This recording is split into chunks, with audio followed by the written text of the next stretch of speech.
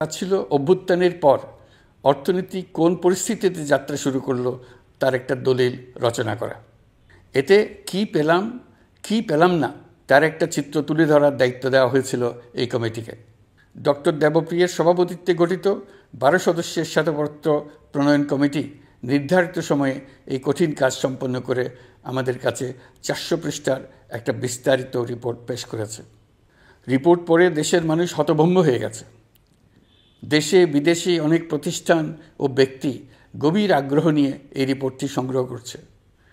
দেশের মধ্যে পত্রপত্রিকা, সেমিনার, আলোচনা সভা, টেলিভিশনে এই নিয়ে প্রচুর আলোচনা হচ্ছে।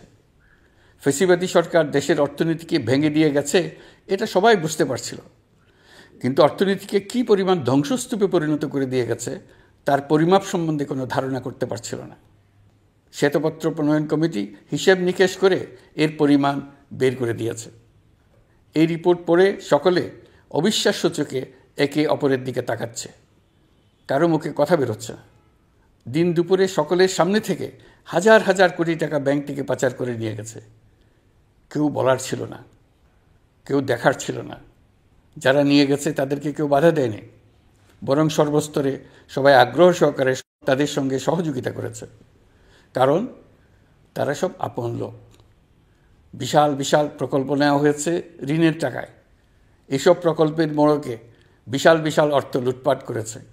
প্রকৃত ব্যয়ের চাইতে কত বেশি ব্যয় ধরে কাদের হাতে টাকাটা পাচার করে দেওয়া হয়েছে তাও এই প্রতিবেদনে তুলে ধরা হয়েছে। শ্বেতপত্র প্রণয়ন কমিটি তাদের প্রতিবেদনে তুলে ধরেছে যে বার্ষিক উন্নয়ন ব্যয়ের প্রায় অর্ধেক টাকায় লুটপাট হয়েছে। দেশে এমন ধরনের পোষ্যতোষী পুঁজিবাদ তৈরি করা হয়েছিল যার সুবিধাভোগী ছিল স্বৈরাচার ও তার সহযোগীরা। প্রতিবেদনে উল্লেখ করা হয়েছে যে নির্দিষ্ট কিছু গোষ্ঠীকে সুবিধা দিতে যে পরিমাণ কর ছাড় দেওয়া হয়েছে সেটা অর্ধেকে নামিয়ে আনা গেলে দেশের শিক্ষা বাজেট দ্বিগুণ, স্বাস্থ্য বাজেট 3 গুণ করা সম্ভব ছিল। পাচার করা এই টাকা আপনাদেরই টাকা। তারা প্রকাশ্যে আপনাদের কষ্টার্জিত টাকা লুট করে বিদেশে ভোগবিলাসে ব্যয় করছে। সম্প্রতি গার্ডিয়ান পত্রিকাতেও পাচার করা টাকায় গড়ে তোলা সম্পদের পাহাড় নিয়ে একটা সচিত্র প্রতিবেদন প্রকাশিত হয়েছে। পাচার করা এই সীমাহীন অর্থ এখন আবার দেশে গোলযোগ সৃষ্টি করে তারা এদেশে ফিরে আসার সুযোগ সৃষ্টির কাজে ব্যয় করছে। আপনারা দেখতেই পাচ্ছেন এই টাকা কীভাবে দেশের সংহতির বিরুদ্ধে সকল প্রকার অপপ্রচারের কাজে লাগানো হচ্ছে। প্রতি বছর অর্থনৈতিক প্রবৃদ্ধির যে হার দেখানো হয়েছে সেটাও মন গড়া। দেশকে এবং পৃথিবীকে বলা হচ্ছিল কি সুন্দর দেশ বাংলাদেশ, লাফিয়ে লাফিয়ে তার উন্নয়নে এগিয়ে চলছে।